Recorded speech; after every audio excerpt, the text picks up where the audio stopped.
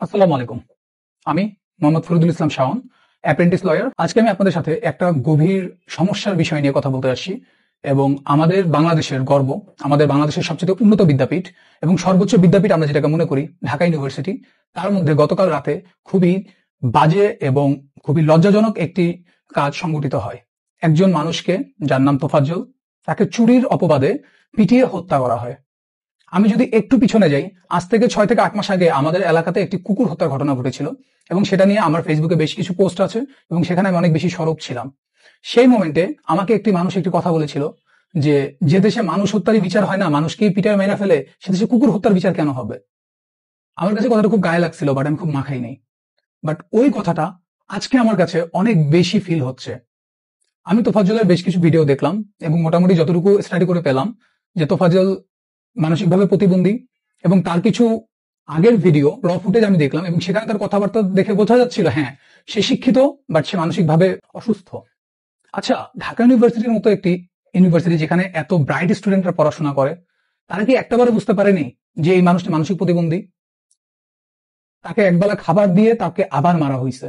তার ভাবির কিছু স্টেটমেন্ট দেখলাম, তার মামাতো বোনের কিছু স্টেটমেন্ট দেখলাম, সেখানে আমার কাছে একটা কথাই মনে হলো যে তাদের কাছে ফোন দিয়ে টাকা চাওয়া হয়েছে।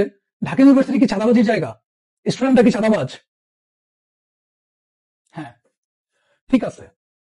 হয়তোবা আপনারা ভাবতে পারেন যে তোফাজ্জলের কেউ নেই, না আছে তার মা, না আছে তার বাবা, দুজনই 1 মাসের আগা এবং মাথাতেই নাকি মারা গেছে। তার ভাই লিভার ক্যান্সার হয়ে মারা গেছে। আজকে তার এই দুনিয়াতে কেউ নেই। তো এরকম একটা এতিম ছেলে যার দুনিয়াতে কেউ নেই, তার বিচার কিভাবে হবে? ভাই, আমি তার ভাই আছি। তোফাজ্জলের ভাই আমি। তোফাজ্জলের বিচার আমি নিজে চাই। এই দেশে শুধু কুকুর হত্যা বা মানুষ হত্যা না, যে কোনো অন্যায়, যে কোনো অবিচার, এর বিচার হওয়া উচিত। আবরারের হত্যার পরে বুয়েটের উপরে আঙুল উঠছিল, আজকে কিন্তু তোফাজ্জলের হত্যার পরেও ঢাকা ইউনিভার্সিটির দিকে আঙুল তোলা হচ্ছে এবং হবে। এবং আমি মনে করি ঢাকা ইউনিভার্সিটির স্টুডেন্টদের উচিত তাদের নিজের সম্মান রক্ষার্থে তারাই এই বিচারের যথেষ্ট সহযোগিতা করা। আজকে যদি তোফাজ্জলের বিচার ঠিক মতো না হয়, তবে সেই 6 মাস আগে আমাকে যে মানুষটা বলেছিল যে, যে দেশে মানুষের হত্যার বিচার হয় না, সে দেশে আপনি কিভাবে কুকুর হত্যার বিচারের কথা চিন্তা করেন? সেই রাইট। এবং এমনই যদি হয়, তবে ধিক্কার বাংলাদেশ।